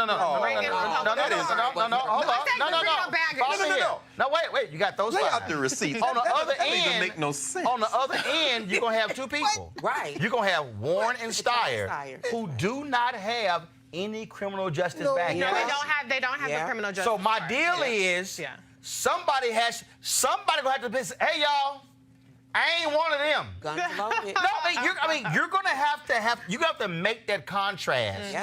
And that's the only way. Okay? Klobuchar, who's yet to talk to black media, Right. Now, I know your campaign is texting me as we're sitting here on the air, and I'll be calling when I get back. She'll be back on Morning Joe in the morning. But you should have been returning our emails when Jackie Clark, my booker, was hitting y'all in middle January. Come on, Roland. Should not have taken me having to call you out on Twitter and Facebook and Instagram. Period. But I appreciate y'all reaching out to me now, and we'll be talking. But also, let me be clear, no candidate, surrogates, or campaign officials can come on my show until the candidate comes on. That's for you, Joe. That's for you, Amy. That's for you, Mike. That's how we roll. What I'm saying is, with this debate, you have to go there. But she also doesn't have the competency when speaking about it. So her range is very, very little because specifically about Warren, about criminal justice. Because I don't know if you guys saw, she did a round table with formerly incarcerated people. And she did not, their clip that they managed to put together, it wasn't even that good. No, I think she talked about housing, these same 3.2 million housing units she talked about for redlining, the same answer she gave for criminal justice. She has a very limited range. No. Here's a piece though. Actually, because what I was about to say even before when you said the competency piece, actually the smart way to talk about criminal justice is to connect it to economics. Sure. Well, because follow me here. What people don't understand is that here, because of the welfare bill signed by Clinton, you come out, you can't go to public housing. Exactly. You can't get student aid. See, again, this is where Warren or anybody else, y'all free advice, has to say, America, y'all may not realize this. Yeah. But we should stop talking about, rehabilitation when the fact of the matter is they can't move into public housing. They can't get student loans. They can't do this. Talk about the whole deal with ban the box. If I'm her, I'm staying in my economic lane, but I'm connecting economics to criminal justice. Economics, housing. Economics, education. To me, Greg, that's where, if you're like, hey, I'm going to let y'all sit here and fight the police chief or whatever, no question. but I'm going to tie it to economics. It's difficult because I watched the last part of the debate, the New Hampshire debate, over on Connecticut Avenue, Politics and Prose, and listening to this white audience, like 2 black people out there, let me go in. They were convinced that Klobuchar won that debate. And but they weren't alone, of course. No doubt. But to your point on Warren gave the best answer on the effect of economics on structural racism. And of course, Buttigieg had nothing to say. And I'm listening. I mean, we could walk. We could walk. That group, yes.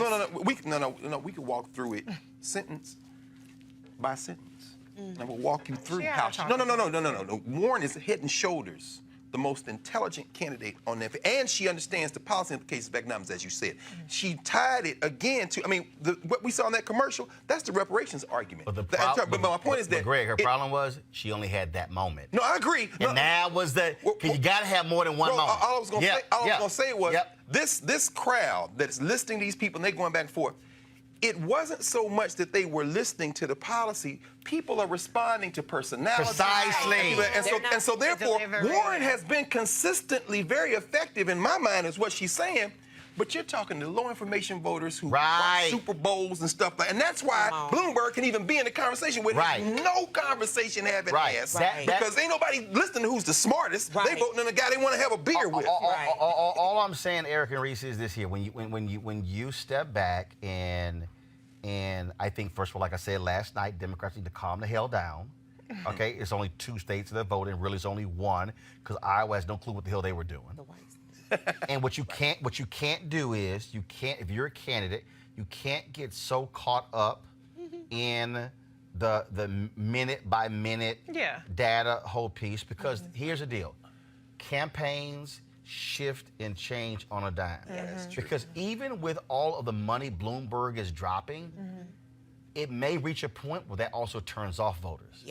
See, it's all these different variables here, and I just think that if you fall into that trap, look at Tom Steyer, Erica. Nobody. I can't find nobody who would have said by the middle of February, Tom Steyer is polling second among African Americans in South Carolina. Wow. Well, he's been camped out there. No, that's my point. But again, my point is, it don't matter he being camped out there. The fact that How are you connecting? What are you saying? Yep. What is of interest? Yeah. Those are the things that, again, that I'm sort of looking at how people respond. Bloomberg is gonna come drop his millions. If I'm debating Bloomberg, I'm gonna use money against him. Oh, absolutely, and that's just what I was saying before about I don't know how many people can connect to a billionaire. So with Elizabeth Warren, people are looking for, after all of these L's, so to speak, that the country has experienced with the rise of this regime, people are looking for somebody who don't have shit to lose. So Elizabeth Warren is a person that I can relate to. She's had a job. She's been a single mom. She's been to school. She's had to pay her way through. I'm looking for, as it gets closer and closer to time for me to make a decision, somebody who's more relatable. So I absolutely agree with you. Along with Tom Steyer and folks like Mike Bloomberg, these are people who, when you start to look at their track, you knew they were going to run for president because they were setting up, oh, I've got this whole impeachment thing that I'm running against Trump, and I'm registering people, or I had this gun reform. All those roads lead to now, this is what I want in return from you. But when people, even if they're not policy wonks, somebody talking in a language which includes me, and this is a message that is repeated over and over. That is how we learn by repetition. That is the person that I want to go to the ballot box and check the box for. Everybody else that's jumping on for a check or whatever it is that they're getting, that's their own reckoning that they're going to have to face.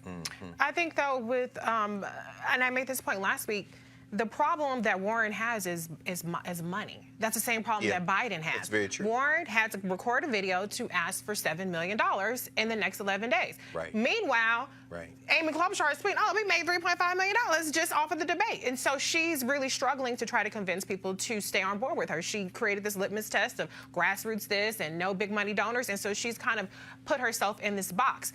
It doesn't, you know, you can have a great message.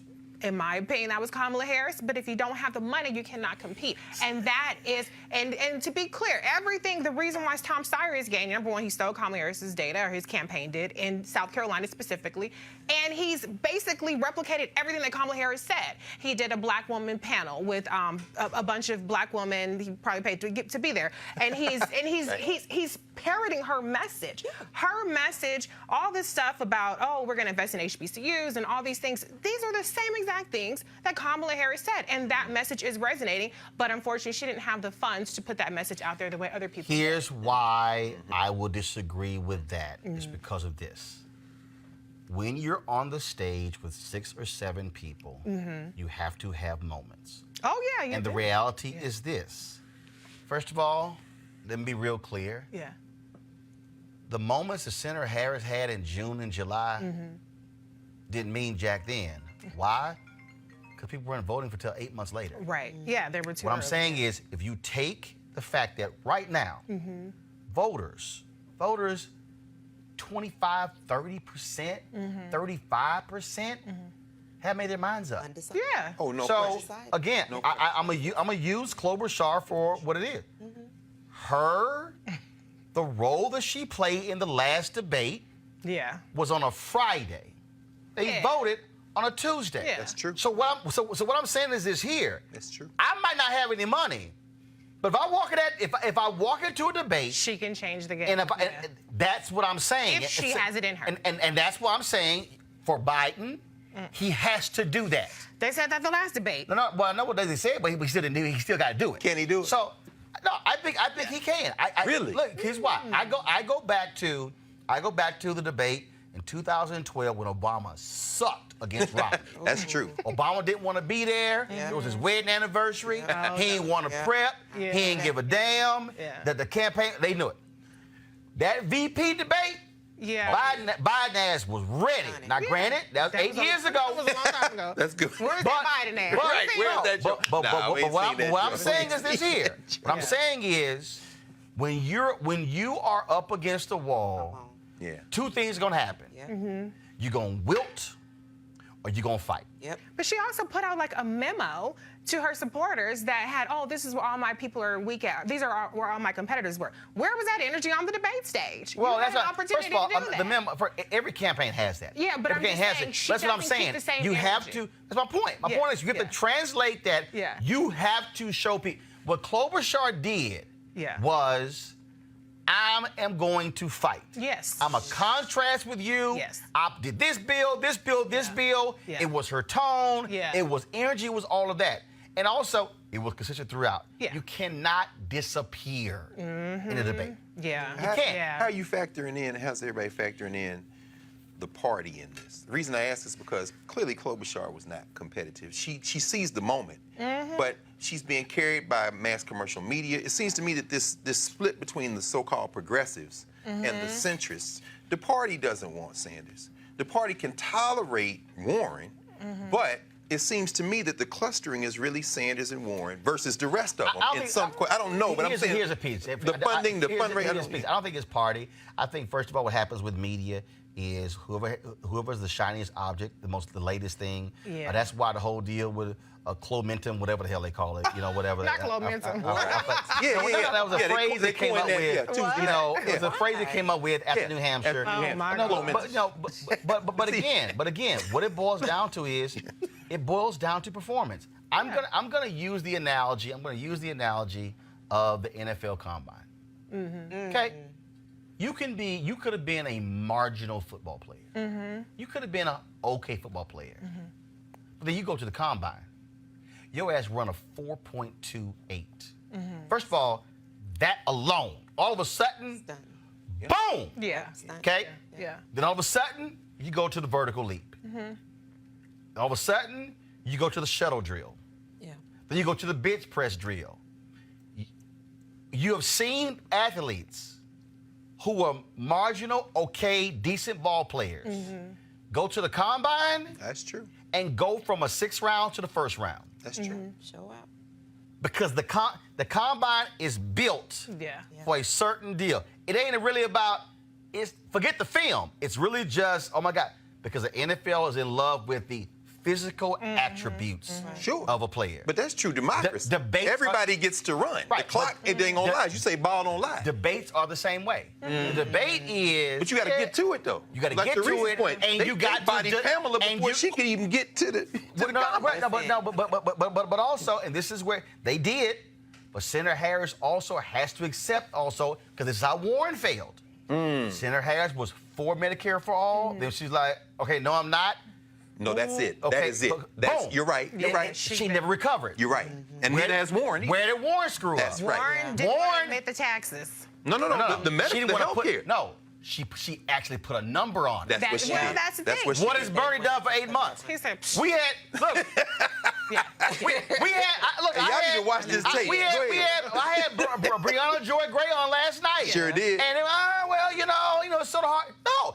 It's by design. Right. You don't put numbers on some stuff. You let the concept and the idea. The last debate.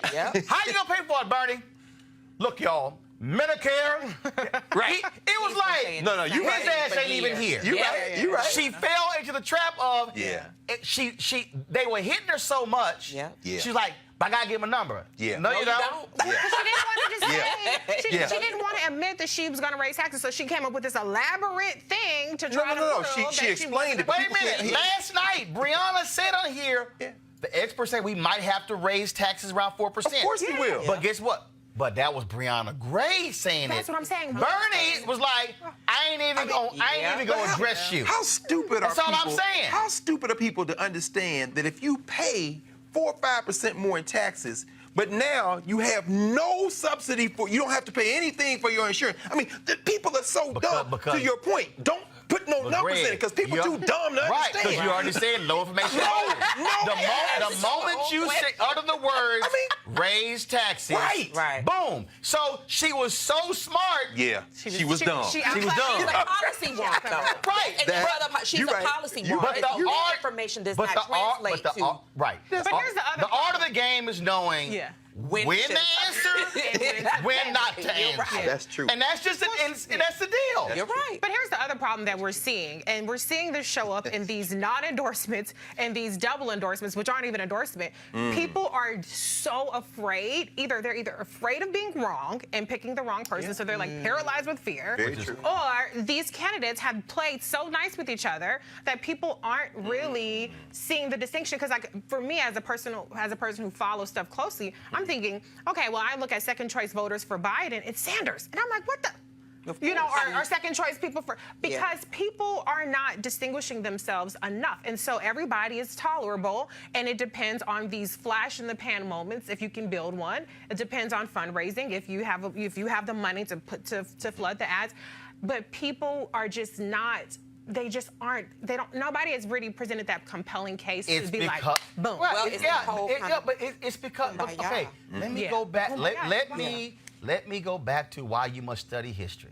Y'all, in 2016, there were only two candidates. Martin Malloy don't count. Yeah. It was Hillary Clinton. That's right. It was Bernie Sanders. Yeah. If you go back to Obama in 2008, there were three candidates when they got to Iowa. Yeah. Obama, Hillary, John Edwards. You didn't have 6, 7, 8, 9. That's right. People Now, overloaded. let me use the Republicans. Trump was able to win. Yeah. Because there were 16. That's right. Because he didn't need, there were 16 candidates. First one to drop out was Scott Walker, or Tim Pawlenty. Scott Walker, Tim Pawlenty were the first two to drop out. Right. Convention of Wisdom said, oh, Midwestern governors, oh, Wisconsin, Minnesota, oh, they're going to be the nominee. First two to drop out. He benefited because I only needed 30, 32, 35%. Right. Republican rules is when to take off. So when people That's right. say, That's oh, exactly right. Trump's base, Nah. okay, when you have a base, you don't need 50%. No. right. So guess what? Sanders is actually benefiting from there being the multiple number of candidates. For now. And so this is my point where if you're a Warren, if I go, because not only that, you got a caucus in Nevada. Yes. If I am able to swing, if I'm able to really swing the debate, I potentially could shift 5, 10, 15,000 votes. Yep. That you can go literally from 5th to 3rd or 2nd Just like on the shift, but you got to perform. And I think and that's the real issue there. And so I dare say the next debate, all eyes will be on how Bloomberg performs. All eyes will be on obviously Biden. But I still believe the person who, if you look at her record, if you look at where she is in policies, the person who I still believe can make a real move, y'all, Amy polling at 0.5% among black people. Right. Amy who? Right. Right. That's right there. Right there, Erica. She DOA in South Carolina, DOA. Georgia, North Carolina, Arkansas. Next to Mayor and Pete. so Mayo. but Mayo Pete. he's there. But you have to, and I still am not sold. I'm not. For 350 million, Bloomberg gonna have to prove he can win. Yeah. There are 11 states voting on March 3rd. He can't win 1 or 2, Erica. No. That's right. Erica, No. with that amount of money, you're going to have to win, boo, 4 or 5 to show me you're a real candidate. You can't win 2. Right. Listen, and black folks are pragmatic. And Yes. that is where, and that is what I know about black voters. For all of these people that have signed on to Bloomberg without his accountability for the harm and the trauma that he has inflicted on black folks for generations, there's still a reckoning. So this is going to be interesting to see. All right, y'all. When your mama weigh in, you get your ass in line. No question. That's even the case for Snoop Dogg and his do-rag. Snoop Dogg, y'all, has apologized to Gayle King for the words that he spoke after her interview with Lisa Leslie asking about Kobe Bryant. This is what he dropped on Instagram. Coming at you live and direct with a message. 2 wrongs don't make no right. When you're wrong, you gotta fix it. So with that being said, Gayle King, I publicly tore you down by coming at you in a derogatory manner based off of emotions, me being angry at questions that you asked. Overreacted. I should have handled it way different than that. I was raised way better than that. So I would like to apologize to you publicly for the language that I used and calling you out of your name and just being disrespectful. I didn't mean for it to be like that. I was just expressing myself for a friend that wasn't here to defend himself. A lot of people look up to me and they love me and they appreciate me, so I want to let them know that anytime you mess up, it's okay to fix it. It's okay to man up and say that you're wrong. I apologize. Hopefully we can sit down and talk privately. Have a good day. All right, I said on Monday I was sick of this story and it needed to end. It praise Snoop's mama, thank you. Right. I mean, thank you for, because this had gotten us ridiculous. Yeah. I have an adult son. His throat would have been in my hands. I know that's right. It would have been in my hands. This whole on social media, people not being able to control their emotions has gotten out of hand. Like, disagreement is one thing, but to go as far to say that you're going to threaten somebody, you're going to, for their safety, and they're just, Snoop is almost 50 years old. Get your that was entirely too much. And to, and to me, that added more angst to what Miss Vanessa Bryant and her family are going through. They've not yet buried Kobe and dear Gigi just yet. So I don't think that kind of like... No, actually, the funerals are taking place. They already The funeral took place, okay. The burial took place February 7th. Okay. But so they'll, I would have said a public memorial that'll be happening on the 24th. Okay. So I mean, like, that is a whole nother event of grief that she has to continue to go through. So, at this moment, social media bandwagons, there has to be some conscious of thought happening here. And I'm very glad that the same woman who said that she believes Snoop to be a minister did get him together, because I would have jacked my son off. Greg, this is why you gotta have grown-ass people, black people, who weigh in, who can say, yo, let me holler at your ass. Right. Well, Roland, the days have changed. I mean, you ran the Chicago Defender. There was a time when black public spaces controlled by black people had real authority in black communities. Now you've got hip-hop artists, rappers, who made names for themselves by calling women every type of name, who were celebrated not just by black men, but by black women in the hip-hop industry, who are now looked to for their opinion as if those opinions matter. On the other side of the ledger, you have folks like Oprah and Gayle, who are really in many ways inventions of a white corporate media who found people who could appeal to a demographic beyond their base, white women primarily. So this is all a mess to begin with. I mean, and so when you see, as you say, Snoop's mom come in, I'm glad you said, because my mom would do the same thing to me. The irony of it finally is that you have someone like what Snoop does, Brother Brodus does. He communicated in a moment out of impulse. But the irony for me looking on social media was how many people co-signed him. And I'm not just talking about men, I'm talking about women, and I'm not even talking about men and women, I'm talking about boys and girls, teenagers and 20-somethings. So that what came out was, Gail, why you asked that question? Here's Lisa Leslie sitting here. So I think the whole thing is a mess, but it comes down to the fact that our media platforms have to be controlled by us, have to be things that we give investment to for authority, and as whether it's the Defender or Roland Martin Unfiltered, we got to stop looking at entertainers to be some kind of moral barometer for how we should be talking to each other. I just don't see how we... And I just thought, what really just disturbed me the most was when I saw it was trending, hashtag I stand with Snoop, and then because it started at hashtag I stand with Gayle, and I'm like, you have black people dragging the other black person. I'm like, we're at where I said, why don't we have hashtag I stand with black unity? Because that's what we need to be doing in this time. Snoop, he took things too far, as well as other people that jumped on the bandwagon. I still don't think that, the way that Gayle handled that in that sensitive time was appropriate, but I don't think that it warranted all that it went to. And so the thing about it is, it's always about, the problem is we always have to pick sides, and we have to pick them viciously and be vicious towards each other. And there's a contest when we need to be more united, period. I appreciate that Snoop apologized, because hopefully that will make people understand that we don't have to always be at war with each other. But this is also why you have elders. That's right. That's right. He's 50. Well, he should be No, elder too. he's not. No, he's not. No. Follow me here. Follow me here. I said this to y'all. That is very true. I said this. If you when you're in Ghana, you're in these different places. Come on, brother. The king gets permission to speak from the elders. That's exactly right. He the king, but they're the elders. That's right. And part of the problem for a lot of us is, see, it don't matter he's 50. Because even though you're 50, there's still somebody who's older than Yes, you. that's true. And Yeah. so some of y'all call them godfathers or whatever. Yeah. There's a reason why there are people who pick the phone up and say, let me holler at you. Yeah. Oh, no question. Oh, yeah.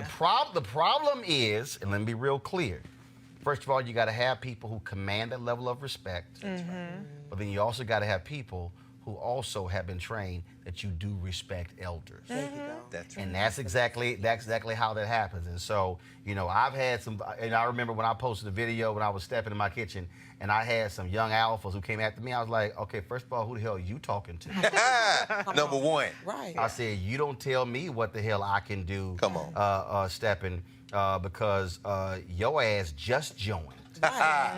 No, and I made perfectly clear, which is why, again, you have these spaces. So when you go to AKA conventions and Delta got their Delta Deers, we got spaces set aside only 50+ year alphas can sit. It's like, no, that's how, so our community has always That's right. Yeah. fully embraced elders. Institutions. That's right. Institutions. That's right. For that reason. That's so right. no matter what you do, you get a line, an elder says, let me holler at you. Yeah. Let me holler at you. Yeah. And we got to always remember why you got to have elders. Folks, real Absolutely. quick, Michael Fesser of Portland, Oregon said police officers unlawfully surveilled him and then falsely arrested him after he complained to his boss about racial discrimination. Wesleyan police began investigating Fesser in February 2017 after Fesser raised concerns to his boss, Eric Benson, owner of A&B Towing, that he was being racially discriminated against at work. Fesser said the discrimination included co-workers calling him racial slurs. After he raised his concerns, Benson contacted his friend, Wesleyan Police Chief Terry Temis, and persuaded to look into allegations that Fesser had stolen from the company. With the approval of Wesleyan Police Lieutenant Michael Stradley, detectives Tony Reeves and Michael Boyd used audio and video equipment to watch Fesser while he was at work, according to a lawsuit filed by Fesser. Surveillance was conducted without a warrant or probable cause and did not result in any evidence that Fesser was stealing from his employer. Ain't that something? Y'all, go to my iPad, please. Remember the homeless dude, formerly homeless dude, Donald Trump asked to stamp the State of the Union? Well, the Associated Press has this story. President Trump said in the State of the Union speech that a homeless vet turned his life around thanks to a company using the administration's Opportunity Zone tax breaks. But the man never worked at a site taking advantage of the tax breaks. Y'all, you read this story here? They were lying the whole damn time. Just straight ass lying. And matter of fact, the guy that where the business is, the area doesn't even qualify for the Opportunity Zone tax breaks. Shock and awe. Roland, you've been in this business a long time, brother. Have you ever seen a moment in American history where the lie is the preferred thing? You lie about literally, I didn't call Bar. You called Bar the minute you saw the thing. I mean, just liars, man. Right. Yeah. This is crazy, just crazy. All right, y'all. Did y'all see the video of this asshole on the plane? Got upset because this woman actually reclined her seat. Well, she was like, okay, you know what? Let me record this fool.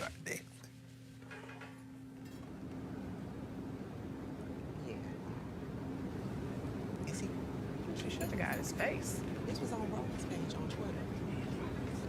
He's punching the back of her seat. Was he messing with her? Because her seat's before him. She ain't even on her way back. Turn the audio. He's going to say something.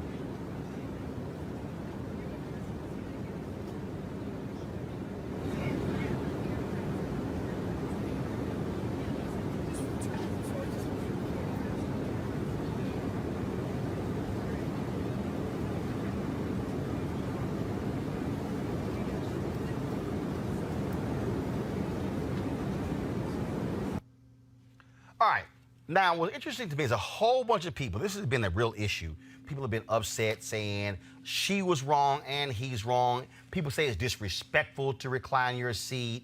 I've heard people say, oh, I've almost had laptops broken when somebody reclined. Y'all, he was watching a video on his damn phone on the TV tray. Okay? Seriously. Now, he was in the last row. His seat can't recline. Okay? Let me be real clear. When you sit in that seat or certain exit row seats, your seats can't recline. That's the result of those seats. Guess what? Be early enough and book your seat. I'm sorry. I disagree with these people who say I should be able to recline my seat. if the damn seat reclined, I'm reclining in my seat. And this whole deal, I need to ask you permission for me to recline my seat.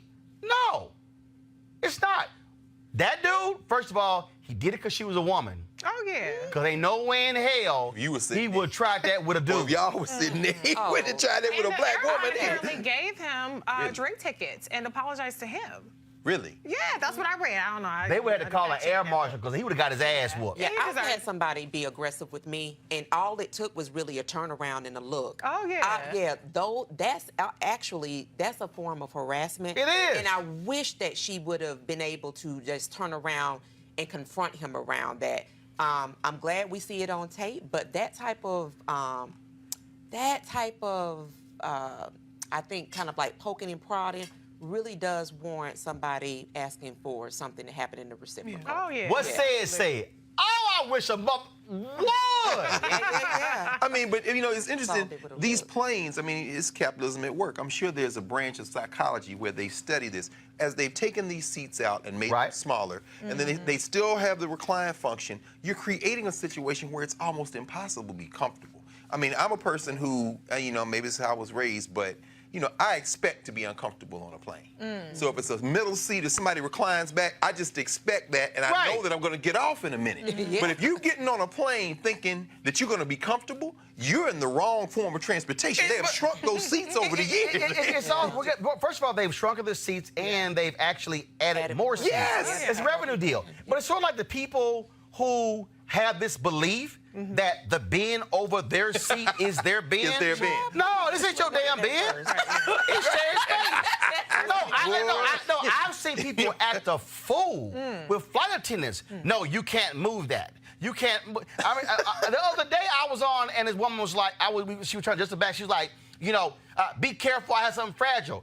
And here's the deal. What she didn't realize is it was a black male flight attendant who was a fan, and he went, fragile items are not supposed to be in the bins.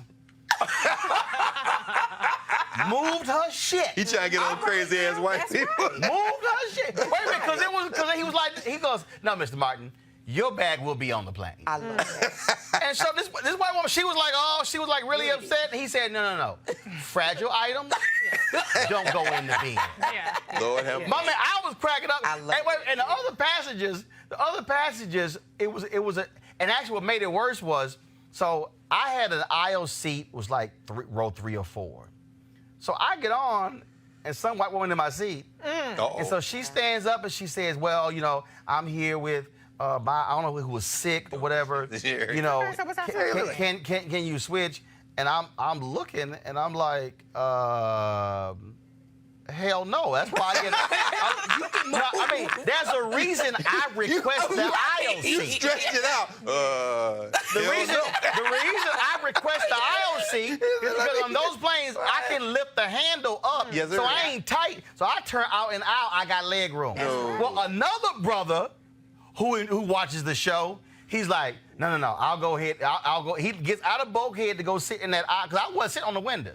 So I sit in this aisle seat. But again, I ain't got to. I purposely picked the aisle seat. Exactly. Right. Yeah. But what was a trip was that, like, literally, these people had this belief that, like, no. And they believe that if I put it in, it can't be shifted or moved. Right. And he was like, no, we making room for other bags. No Right. My man was like, hey, this is shared space.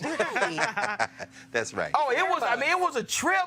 But again, these people act a fool they don't have on no these sense. planes and lose their ever-loving mind. I'm telling you. Yeah. If I recline a seat, Help him, Roland. the air marshal will reveal him or herself. Because somebody gonna get straight cussed out. Yeah. And it's gonna be, push this seat one more goddamn time and see what happens on this plane. See what happens. Look. Look. There will be bass in my voice. There will not be treble. Lord have mercy. I'm just letting y'all know. Okay? Help him, Roland. I'm just letting y'all know. I'm telling you. Hey, player, try that. Okay, that's all I'm saying. We're going to end the show with this here. Reverend William Barber, they, of course, had their Memorial Mondays anniversary. It took place in Raleigh, North Carolina over the weekend. Reverend posted this speech, and I said, you know what, I got to go ahead and do this here. And so we're gonna play this, but before we leave it out, tomorrow I am gonna be I'll be in Chicago for NBA All-Star Game. There'll be a guest host. Because today is actually my wife's 55th birthday. Happy birthday, Red. I got it hooked up real simple because, you know, bottom line is I can give the same gift last 10 years. That's a trip to All-Star Game. So nice. I'm a guest of the NBA. It's all good. That's why she's happy about it. So, you know, that's why it's perfect. That's how y'all do that. You gotta know how. Look at that. You playing that. That's right. Everybody ain't able. I'm sorry. And I damn sure ain't gonna apologize. So nobody recline on that flight tomorrow. Valentine's Day ass whipping. Right. And not gonna apologize for it. So y'all see, so I took this video before I left the house. Yeah, seriously. That's not a 55-year-old. That damn birthday queen crown on her head. Oh, got the crown. Show done. Girl, I know. I was like, what? I said, what the hell? Let me tell you how ignorant she is. Why does she go to breakfast with my niece to order off the 55 and over menu at IHOP? Just to do it. But she realized that you get free breakfast on your birthday at IHOP. So no, she got it. So they got it. Now that's funny. Now, I ain't get the hell up early to go eat no damn 55 and over off the menu at IHOP at 8 o'clock in the morning. Lord have mercy. Because my ass 51, so I ain't. If you think I'm gonna She go, was robbing the cradle, if you think I'm gonna go to IHOP to go eat breakfast early, hell, I can go to IHOP eat the 55 menu at 7 at midnight. I ain't doing no 8 o'clock in the morning.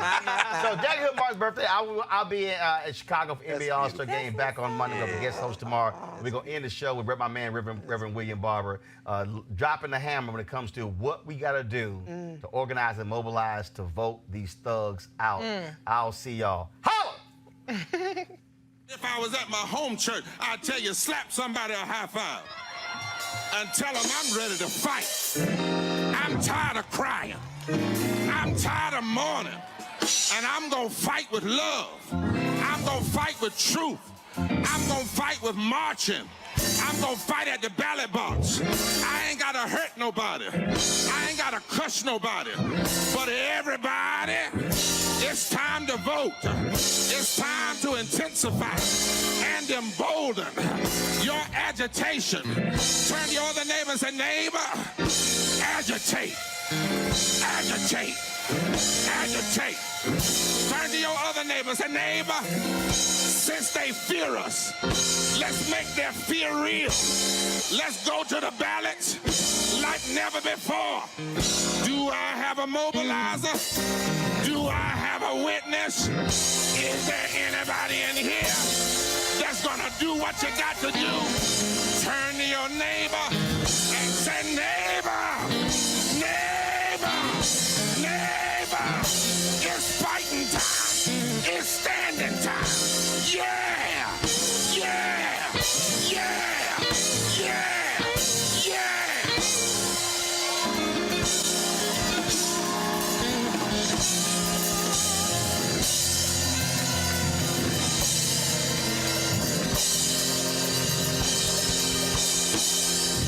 Raise your hand if you're going to organize. Now grab that hand and say, you better not be lying. Grab it. Say, you better not. Say, you better not be lying. Say, you better not be lying. Hold that hand, hold that hand. Some say, you better not be lying. And some say, I may not even like you sometime. Some say, I may not like you sometime. But this year, we're going to put all that aside because it's time. It's time. It's past time.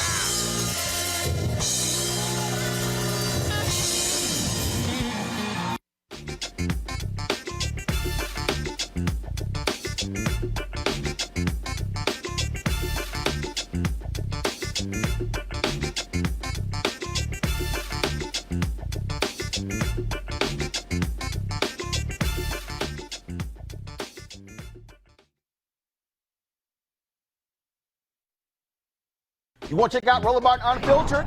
YouTube.com/Roland S. Martin. And subscribe to our YouTube channel. There's only one daily digital show out here that keeps it black and keep it real. It's Roland Martin Unfiltered. See that name right there?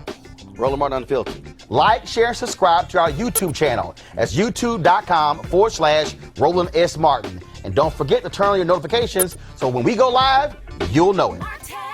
You want to support Roland Martin Unfiltered? Be sure to join our Bring the Funk fan club. Every dollar that you give to us supports our daily digital show. There's only one daily digital show out here that keeps it black and keep it real as Roland Martin Unfiltered. Support the Roland Martin Unfiltered daily digital show by going to RolandMartinUnfiltered.com. Our goal is to get 20,000 of our fans contributing $50 each for the whole year. You can make this possible. RolandMartinUnfiltered.com.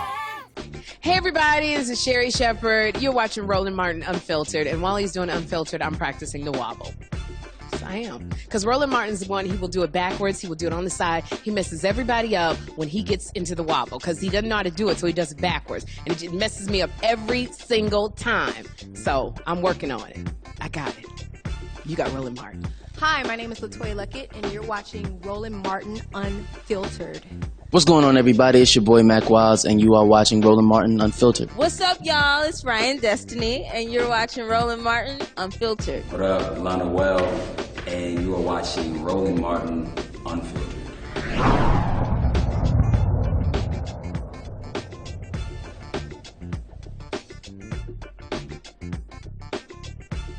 Hey fam, want to check out Roland Martin Unfiltered? The blackest show on all of digital, cable, and broadcast. Check out our audio podcast. There's only one daily digital show out here that keeps it black and keep it real. It's Roland Martin Unfiltered. Press play.